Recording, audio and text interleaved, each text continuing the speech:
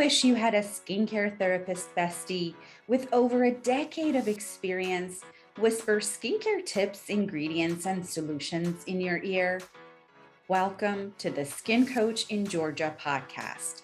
I am your host, Mayade Samini, a clinical esthetician and founder of Urban Skincare Clinic. Whether you're challenged with acne, rosacea, dark spots, or just want to learn how to maintain a healthy glow, this podcast is for you. Let's transform your skin one episode at a time. Hello, welcome back to another episode of the Skin Coach in Georgia podcast, sponsored by Urban Skincare Clinic. I am so glad you're here, and I am happy to be recording this podcast. If you haven't noticed, I was MIA last week, and there's a reason. I am working on some other fun projects that I'll be talking about here soon this summer. So I have episodes airing every other week for now over the summer. But before we get started and dive into today's show, mark your calendar. I have an announcement. Mark your calendar for September 17th. We are going to have a fun event at Urban Skincare Clinic. We will be doing demos. We'll have specials, refreshments, and giveaways. You don't want to miss this event, September 17th. It's a Saturday. All right, let's talk about the benefits of being a client at Urban Skincare Clinic. What do you look for when you are looking to select a provider? What are all the things you look for? Well, I'll tell you a little bit about my skincare clinic and how it all came about, give you a high-level overview and backstory. So I had been working at a local medical spa for about 4 years. I got promoted into a clinic director position. That was great. I loved it. I loved my staff, our clients. Everything was great. I loved my job. I was very happy. Everything was great until it wasn't. Situations arose and with the leadership team that made me feel, the best word I can use is betrayed and just unsupported. For those of you who don't know me, I am genuinely a happy person, and I refuse to stay in a situation or even a relationship where my soul isn't thriving. I chose this profession because it truly brings me joy helping other women with their skincare needs. If you haven't listened to the very first podcast episode, go back and listen to that. That is my personal story of how I became an esthetician over 10 years ago. I won't go into that right now.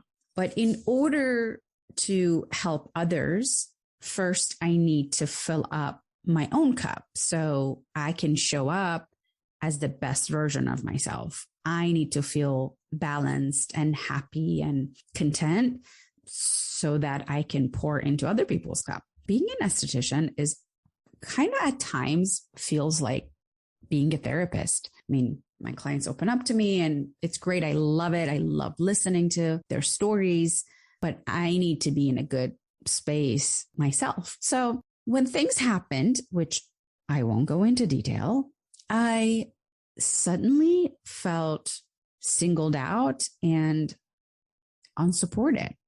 What did I do? With no plans of action, I left. I resigned because staying true to my core values is far more important to me than a salary. Fun fact, I actually got a raise 2 weeks before I resigned. My core values are honesty, integrity, respectfulness, caring, enjoyment, professionalism. Yeah, these were not being met. So I felt like my time was up with that company. I left 1 week before Thanksgiving 2019. I took the holiday season off to clear my head, spend time with my family. It was great. And boy, I needed that mental break. Oh my goodness. That was huge. It's amazing how you feel and just your thought process and your whole world changes when you give yourself space to think clearly or to clear your head from all the things that were jumbled up in there. So I did apply to a couple of positions, but it was the holiday season and everyone was busy with end of year stuff, holiday staff parties, and not really in hiring mode. So no one got back to me.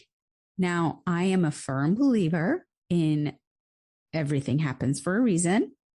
I'm human, but I try not to let it upset me when something doesn't go as I hoped, because life experience and history has taught me that there's always something better coming my way. So my intuition led me to starting my own business.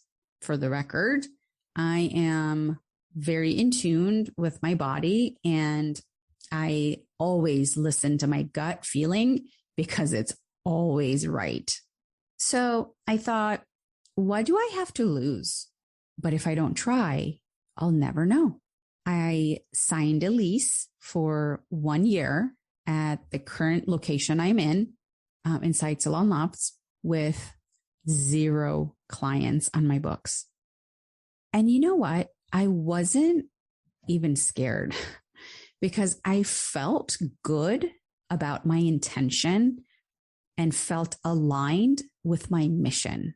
I've been a licensed esthetician for over 10 years. So I've seen the good, the bad, and everything in between. So I had this vision to create a no fluff skincare clinic where women would feel heard and not like a number. A practice where I'd want to go as a client. I hate feeling rushed, first and foremost. And I hated these are a couple of examples that I thought I'd do differently once I have my own place. I hate feeling rushed. I hated being told I only had X amount of time to perform a certain step during a facial. Now, being punctual is very important to me, and I'm always respectful of my time and my clients' time, but I love having the freedom to customize the treatment based on what the skin needs. You will never see upgrades and add on extra stuff on my menu. I don't agree with that model where you go in for a facial and they assess your skin and they recommend X, Y, and Z, but it's extra this much. I will never do that. I don't agree with it. So here is what to expect when you first come into my clinic.